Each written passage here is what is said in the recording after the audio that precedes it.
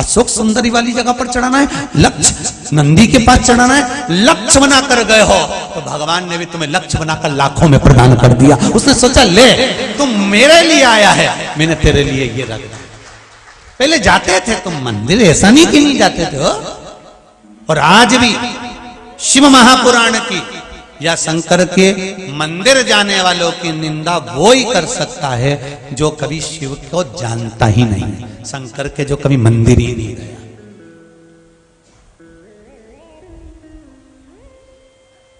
जो मंदिर नहीं गया उस शिव के, जो शंकर को पहचानता ही नहीं है, वो मना।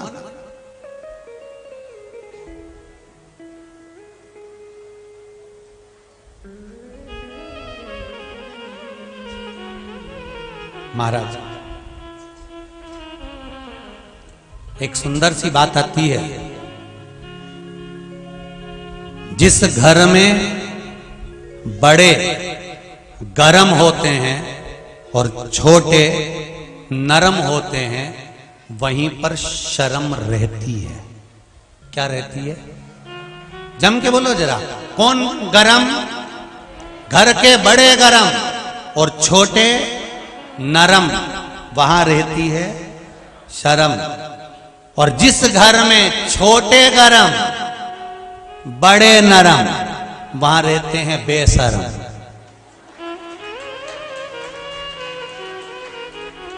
कौन है वहां पर? जम के बोलो, बेशरम। और जिसके घर में दोनों ही गरम, वहां के फूटे करम। जहां बड़े भी गरम छोटे भी गरम, तो घर के लोगों के फूटे। बहुत बहुत ध्यान देना शिव महापुराण में, इसलिए शास्त्र कहता है घर के बड़ों को गरम होना चाहिए, छोटों को नरम होना चाहिए। तो नैनों में शर्म रहती है। जहां छोटे अपने माँ बाप को, ताऊ को, ताई को, दादी को, दादा को, नाना को, नानी को, घर के बड़े भाई को, बड़ी भाभी को, बड़ों को आंख दिखाने लगे, अपशब्द कहने लगे, समझ लेना पक्के। मैं काय को बोलूं? तुम बोलो।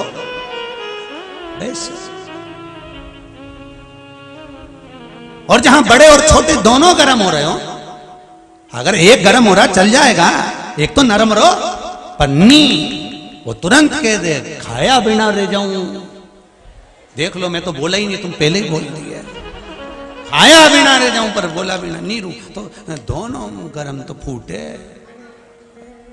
कमाओ, तुम दुनिया की दौलत कमा लो, सारी संपदा कमा लो, खूब कमाओ, ढेरों अंबारियां लगा लो तुम्हारे घर के अंदर, पैसों का ढेर लगा लो, पर जिसके घर में दोनों गर्म होते हैं, पैसा क्या मुख में खाओगे? सुख होना चाहिए, मीठी वाणी होना चाहिए, मीठा।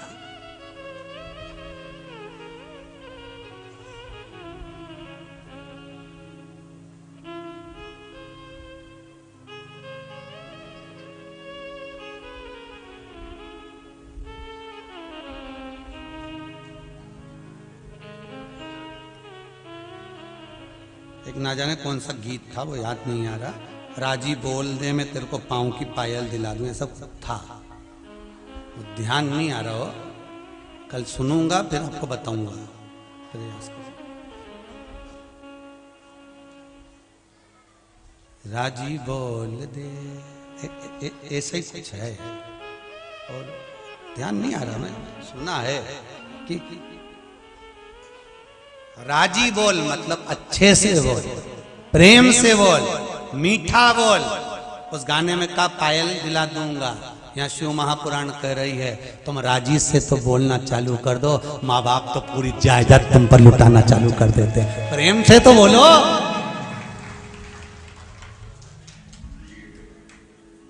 पत्नी 50 बार तुम्हारे लिए चाय बना दे,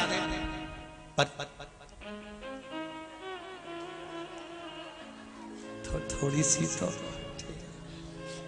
स्माइल देखे, बहुत अच्छी चाय बनाती है। पत्नी बोलेगी अभी छठी बार पी रहे हो,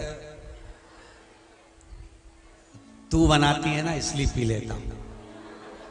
पत्नी के वाह, तुरंत गई चूल्हा पर बना के फिर ला के इतना में फ्री का बेस्ट फ्रेंड रह गया। अब सोच के पड़ा है सातवी हो, थोड़ी सी देर में भी कुसमांडा चंद्र घंटा कभी भी हो सकती है। चेंज होने में बदलता है क्या? चेंज होने कभी भी। अब फिर तुरंत देखो जरा चाय बना दो, मित्र आया।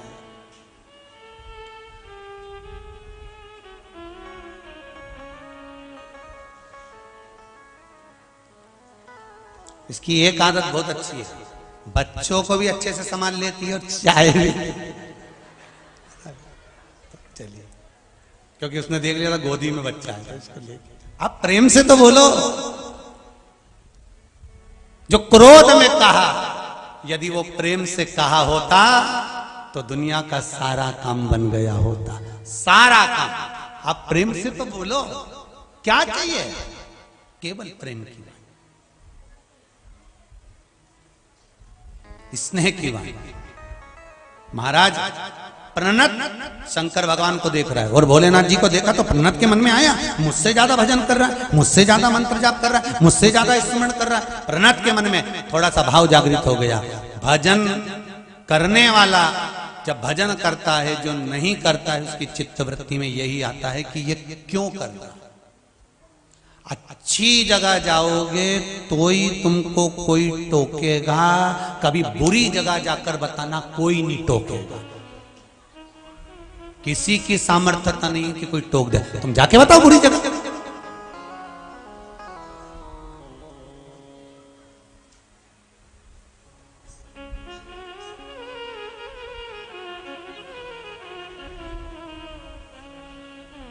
अच्छी जगह जाओगे तो लोग टोकेंगे, तो मंदिर जाना चालू करो, अभी टोकना चालू कर देंगे। बताओ, अपने आप को सती सावित्री समझ रही है। ये एक और भक्तन चालू हो गई सीवर वाला महाराज की। बताओ, जल्दी लोटा लेके मंदिर। हमारा तो पूरा की पूरा गांव पगला हो गया बस सीवर वाला का चक्कर में। जिसे देखो थाली ले लेके जाता फिर मंदिर ही मंदिर दिखे। अभी इतने दिन से कथा नहीं आ रही थी तो इनके नींद नहीं आ रही थी।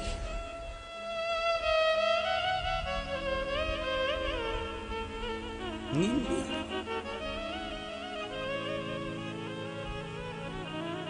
अब कभी कोई गलत जगह जा रहा हो, कोई वेश्यावृत्ति करने जा रहा हो, कोई जुआ खेलने जा रहा हो, मदिरा पान करने जा रहा हो, मांसाहार करने जा रहा हो, किसी के साथ कोई धोखा करने जा रहा हो, किसी का पैसा कोई खा रहा हो, मां कोई टोकने वाला नहीं रहेगा। और लोग सहनसाई बताएंगे, अच्छा है करो करो, अच्छा है करो करो, क्योंकि गलत संगति में वो तुम्हें डुबेना चाहते हैं। पर तुम जब अच्छी जगह जाते हो ना तो लोग टोकने वाले बहुत मिल जाते हैं। कहां चक्कर में पड़े हो? काय को बेलपत्री में शहद लगाकर शंकर जी को चिपका रहे हो?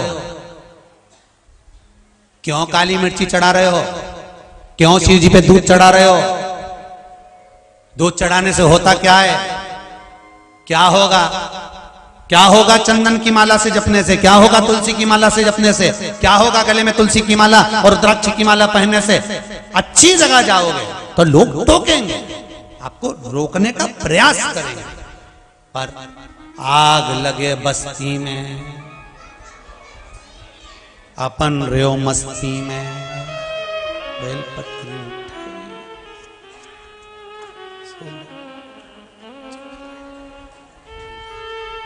मैं तो चली वृंदावन राणा, मेरे तो भाग जगे तेरे महलों में आग लगे। हमें क्या करना उससे?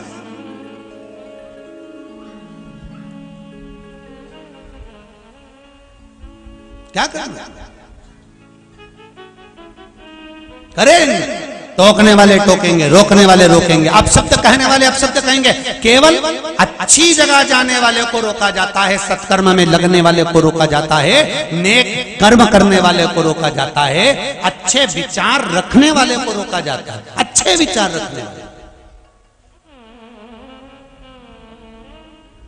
जो सतमार्ग की ओर बढ़ता है, अच्छे मार्ग की ओर बढ़ता है, लोग उसको रोकने का प्रयास करते हैं, रोकने का प्रयास करते हैं।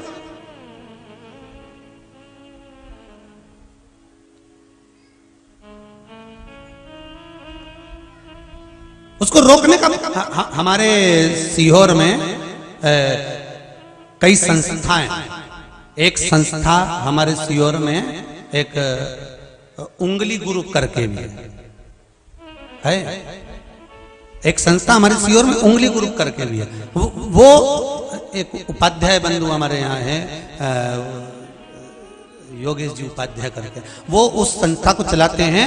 उन्होंने कोरोना महामारी में जितने लोग निकल रहे थे सबको कम से कम नहीं तो 1.5 से 2 साल तक जन सहयोग से, पूरे सीहोर वासियों के सहयोग से भोजन कराना, सामान देना, कम्बल उड़ाना, ये करना वो करना।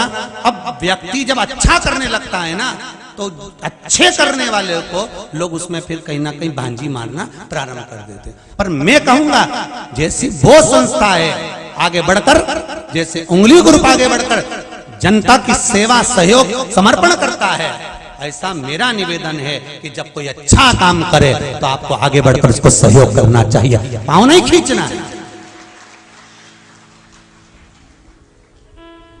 और केवल हमारे सीहोर की बात नहीं करेंगे, इंदौर में कई संस्थाएं ऐसी बनी हुई हैं, उज्जैन में कई संस्थाएं ऐसी बनी हुई हैं, भोपाल में कई संस्थाएं ऐसी बनी हुई है। आप जिस नगर में रहते हो, जहां आप कथा सुन रहे हो आस्था चैनल के माध्यम से, आपके नगर में भी कई संस्थाएं ऐसी बनी होगी जो अच्छा काम करती होगी। पर अच्छे काम करने वाले को रोका जाता है, टोका जाता है, उनकी बुराई करी जाती है, उनकी निंदा करी जाती है, उनकी टांग खींची जाती है, उनके अपशब्द कहे जाते हैं, जिससे अच्छा काम करना छोड़ दें। पर जितने अच्छे काम करने वाले लोग हैं उनसे कहना चाहूंगा, क्या किसको रोइए, जम के बोलो रे चादर तान के, और आग लगे बस्ती में अपन रहो मस्ती में। अब अलमस्त होकर अपना स्मरण करिए, सेवा करिए।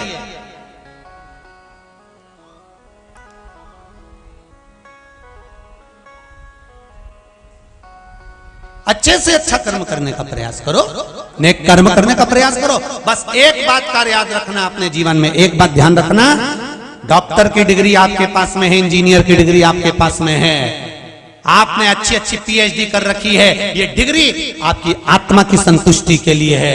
पर सही संतुष्टि, सही डिग्री तो वो होती है जब हम किसी रोते हुए के चेहरे पर हंसी दे देते हैं, हम किसी के चेहरे पर स्माइल दे देते हैं, हम किसी के चेहरे पर प्रसन्नता दे देते हैं।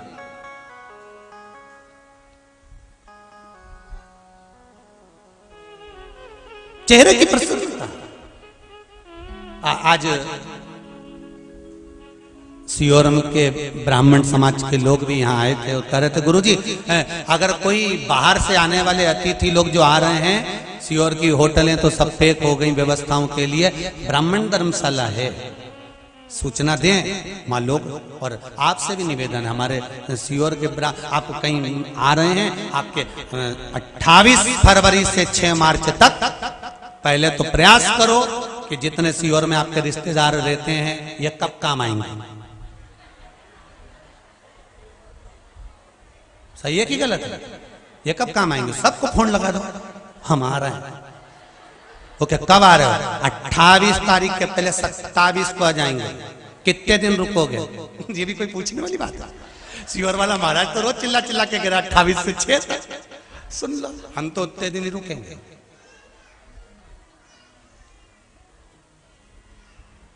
कईयों के बीपी ऊंचे नीचे हो जाएंगे।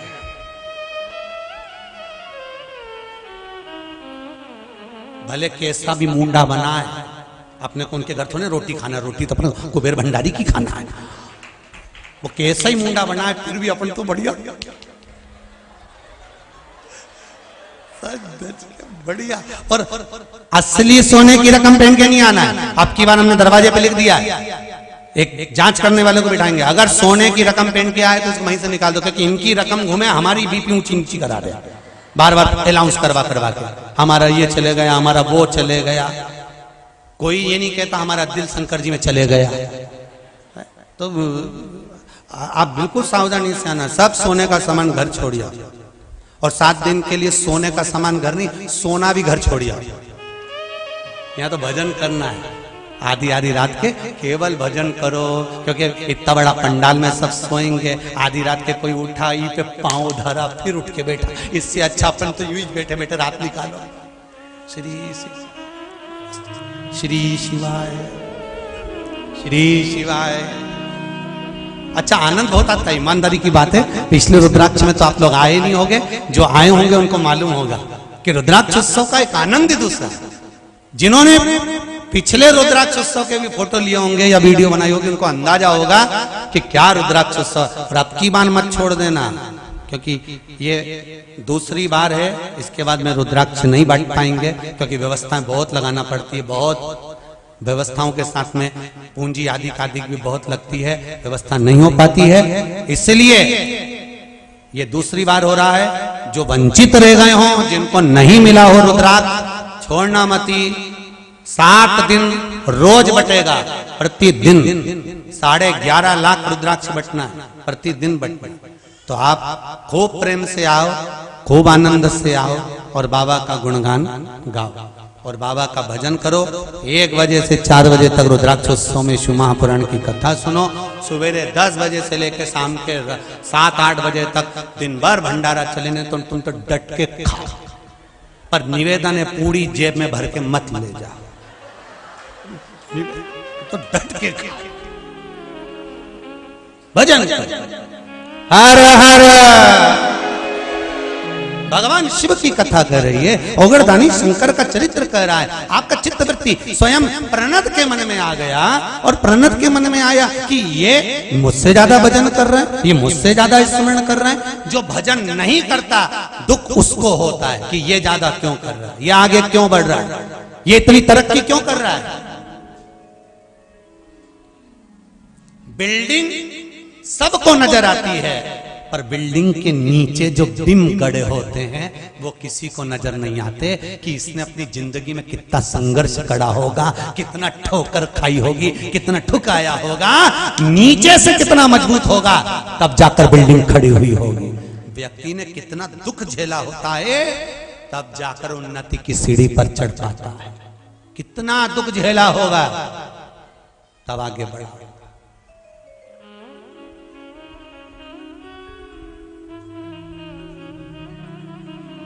महाराज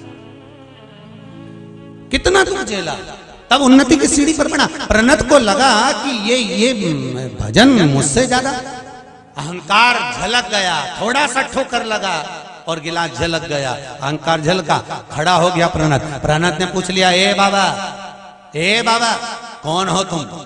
शंकर भगवान ने कहा, तुम कौन हो। प्रणत कहते हैं, तुम मुझे जानते नहीं हो। मेरे शरीर में जहां पर कट लगता है, जहां में मेरे शरीर में जहां घाव होता है, वहां से वृक्ष की पत्तियों का रस टपकता है। मेरे शरीर में खून नहीं है, मैंने इतना तप करा है शंकर का, मैंने इतना तप करा है कि मेरे शरीर में से खून नहीं बहता, मेरे शरीर में से मात्र अगर बहता है तो पत्तियों का रस बहता है। ये अहंकार को टल्ला लगा है, झलक रहा है।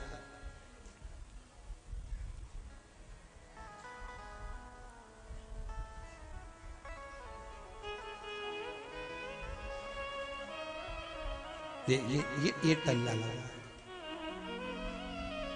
अब शिव जी ने कहा, तुम्हारे शरीर से क्या टपकता है। कहा, जो पत्तियां खाई है उसका जो रस है वो टपक रहा है। ओ बहुत बढ़िया। शिव जी बोले, है तो शरीर ना, इस शरीर के अंदर जो कुछ भी है वो केवल एक भस्म है, केवल भस्म। प्रणद ने कहा, इस रस को टपकाने के लिए मैंने कितना शंकर का भजन करा होगा, तुम्हें मालूम है। कितना शिव का भजन करा होगा, तुम्हें ज्ञात है। शंकर भगवान ने कहा कि है तो भस्म ही, ये तो भस्म ही। इतने में प्रणद ने कहा, तुम्हारे शरीर में अगर भस्म है, तुम कह रहे हो कि सबके शरीर में भस्म होती है, जीवित रहे मरने के बाद तो रात ही होना है, तो तुम्हारे शरीर में अगर भस्म है तो प्रकट करके दिखा। शंकर भगवान स्वयं उसी समय पर अपने शरीर को मलना प्रारंभ करा और प्रणद के शरीर पर भस्म लुटाना प्रारंभ करा। भस्म शिव प्रणत के शरीर पर दे रहे थे। मेरे शंभु, मेरे शंकर, मेरे ओघड़दानी, मेरे कैलाशी, मेरे अविनाशी भस्म शरीर पर दे रहे हैं, लुटा रहे हैं। ठीक,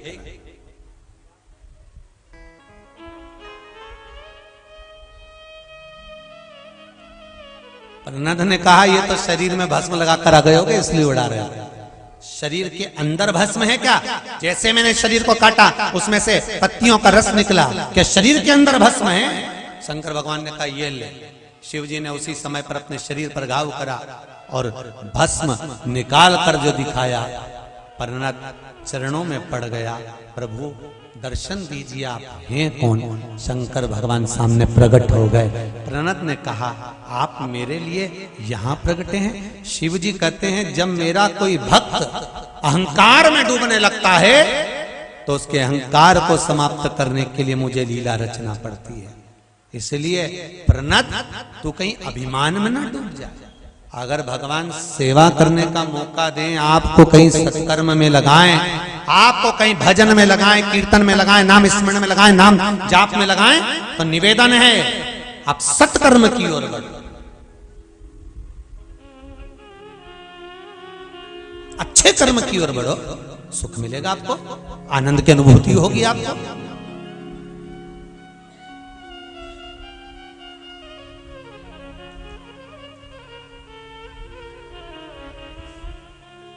आप अच्छे कार्य में कोई बढ़ रहा है, उसमें एक उज्जैन में जय महाकाल एक संस्था है, बड़ी अच्छी है महाराज।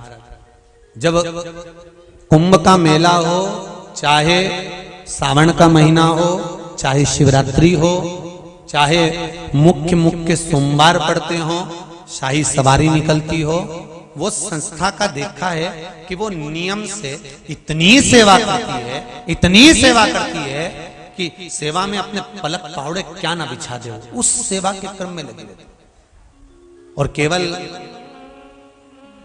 हमने एक चीज तो देखी है कि सारे तीर्थ हैं, बहुत सारे तीर्थ हैं, सारे तीर्थों में बाहर से भक्त आते हैं, वो व्यवस्था करते हैं, पर उज्जैनी तीर्थ एक ऐसा देखा जहां पर रहने वाले लोग अपने आने वाले भक्तों के लिए खूब सेवा किया कर।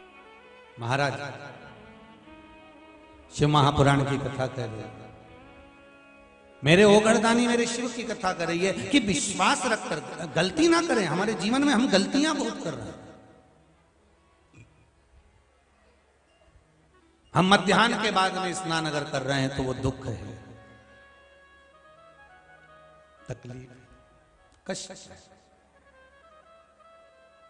प्रातः के समय पर 1000 घर में काम पड़े रहे, पहले सबसे पहले आप 1000 काम पड़े हैं, पहले स्नान करो, भले फिर काम में लग जाओ, दूसरी बार फिर नहा लेना, पर पहला स्नान हो जाना चाहिए। महाराज हमारे यहां पर कहते हैं घर से जो भूखा जाता है पूरा दिन भूखा रहना पड़ता है, इसलिए घर से जोरदार निपटा के जाओ, भले थोड़ा बहुत खाकर जाओ पर घर से खाकर जाओ। अगर खाकर जाओगे, भोजन करके जाओगे, तो जिस के यहाँ जाओगे वहां वहां पर खाने को जरूर मिलेगा। और भूखे चले गए ना, भले तुम्हारे मामा जी ने, काका जी ने, बुआ जी ने, मौसा जी ने, मौसी जी ने, ताचा जी ने, चाची जी, किसी के यहाँ भी चले जाओ, खाने तक को नहीं मिलेगा। ये नियम है। अब जाओ, थोड़ा बहुत कुछ खा के जाओ, आराम से पाकर जाइए, भूखे नहीं जाना। उसी तरह जैसे घर से भूखे चले गए तो कहीं भोजन नहीं मिलता, उसी तरह बिना रुद्राक्ष और बिना तुलसी के माला के अगर चले गए तो वहां बैकुंठ नहीं मिलता, वहां कोई फल नहीं प्राप्त हो, गले में धारण। पद्म पुराण का पाताल खंड अध्याय नंबर 7 और अध्याय नंबर 9 ये वर्णन कर रहा है कि हमें धारण करना।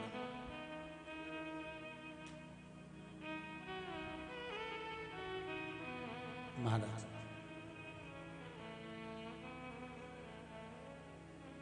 भगवान के पास में माया भी है, भगवान के पास में भक्ति भी है। माया आपको नचाएगी, भक्ति मेरे शंकर को नचाए। माता पार्वती जी ने भगवान शिव की भक्ति को धारण कराया।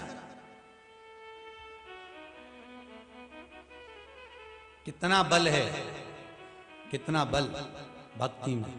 पार्वती मैया ने शिवलिंग का निर्माण करा, पूजन करा, अर्चना करी। एक जगह पर बैठकर गुफा के अंदर माता पार्वती अपनी सहेलियों के साथ बैठकर शंकर जी की आराधना कर रही हैं और शिव की आराधना में लगी हुई हैं। उस भक्ति का बल कितना प्रबल होगा कि पार्वती मैया बैठकर भजन कर रही हैं और शंकर भगवान का आसन डोल रहा है, शिव जी का आसन डोल रहा है। जब तुम शंकर भगवान पर एक लोटा पानी चढ़ाते हो, जब तुम शिव जी पर धतूरा चढ़ाते हो, जब तुम शिव जी पर पुष्प चढ़ाते हो, बेलपत्र चढ़ाते हो, सच्ची श्रद्धा विश्वास और भक्ति से चढ़ाते हो, तो देवताओं का आसन भी डोलता है। देवलोक का आसन डोलता है। कोई नया काम का चालू कर रहे हो आप, कोई व्यापार के लिए जा रहे हो, नौकरी नहीं लग रही हो, सर्विस नहीं लग रही हो आपकी, आपने बहुत एग्जाम दे ली, बहुत परीक्षा के लिए आपने तैयारी कर ली है, बहुत प्रयास कर लिया, बहुत प्रयास, अथक प्रयास आपने कर लिया। भगवान प्रदोष का अगर दिन हो और प्रदोष काल का समय हो और एग्जाम प्रदोष के बाद हो, या आपको तारीख मालूम पड़ जाए और उसके पहले अगर 15 दिन 20 दिन पहले भी प्रदोष पड़ रही हो, तो बेलपत्री समभागी बना। समभागी मतलब ये जो चिकना वाला पत्ता होता है ना बेलपत्री का, सीधा वाला भाग, और इस पत्ती का भी सीधा वाला भाग, ये दोनों जो बेलपत्री के चिकने भाग होते हैं महाराज, ये बेलपत्री का जो चिकना भाग है और ये चिकना भाग है, इन दोनों में लाल चंदन लगाकर बेलपत्री के भाग को जोड़ना महाराज।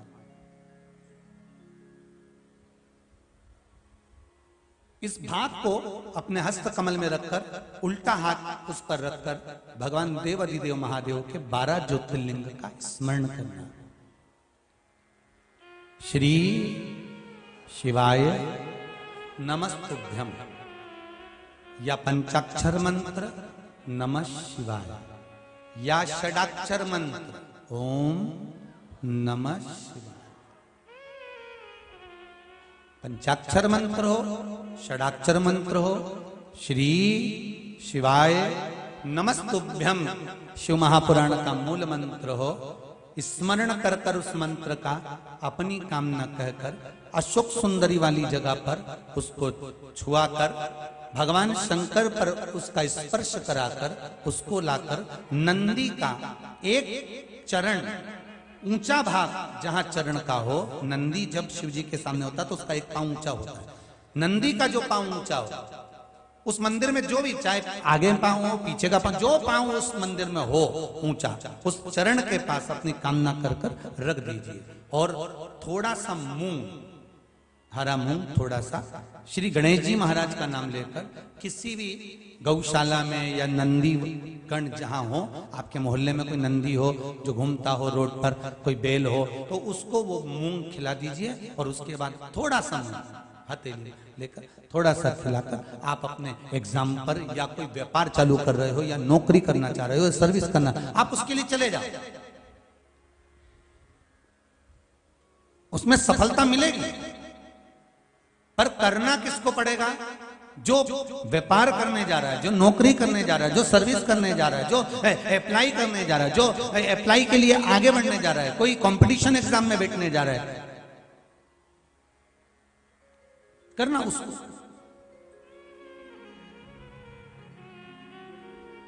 अच्छा, शादी करना है लड़के की, उपाय कर रही अम्मा, उपाय मां कर रही है। शादी करना है बेटी की, उपाय कर रही मां। थोड़ा तो बेटा बेटी का हाथ तो लगवाओ उसमें, भले वो करने नहीं जाए पर स्पर्श तो कर दे उसको।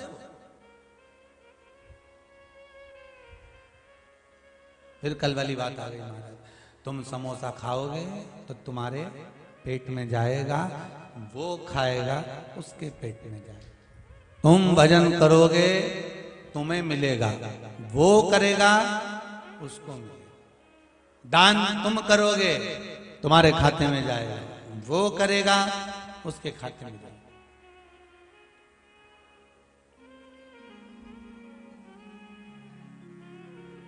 मरने के बाद घर के बच्चे दान देते हैं, मरने के बाद तो पिता के लिए दिया गया, पत्नी के लिए दिया गया, पति के लिए दिया गया, तो वो अपने दादा परदादा के लिए दिया गया, कुटुंब कबीले के लिए दिया गया। वो दान जो तुम दे रहे हो उसके खाते में कितना गया?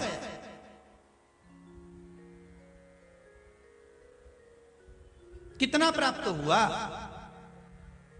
अरे जरा विचार तो करिए। श्रीमद् भागवत में स्पष्ट कहा गया, श्रीमद् भागवत में स्पष्ट कहा कि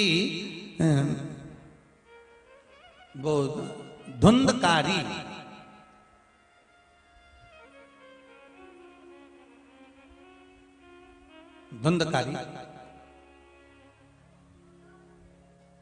के लिए तर्पण करा गया, तिलांजलि दी गई, गया जी का श्राद्ध करा गया, ब्रह्म कपाली करी गई, ब्राह्मण भोज कराए गए, भंडारा कराया गया। गोकर्ण ने अपने भाई के लिए कितना कितना प्रयास किया।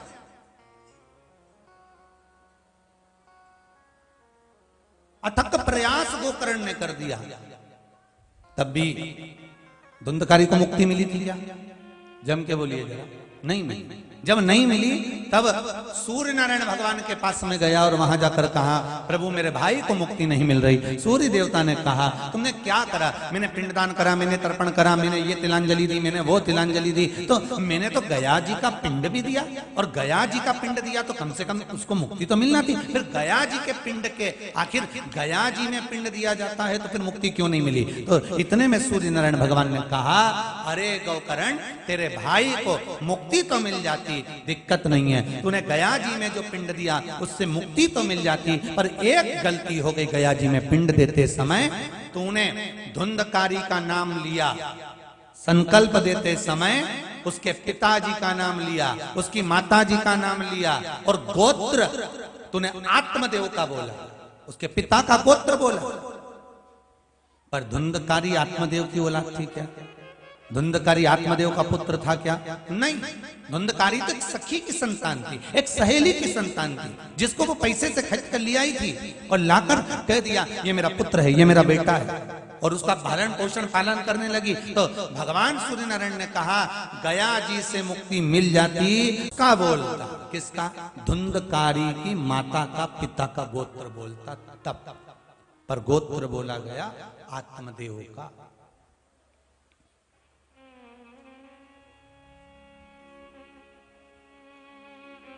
फिर भागवत सुनाई।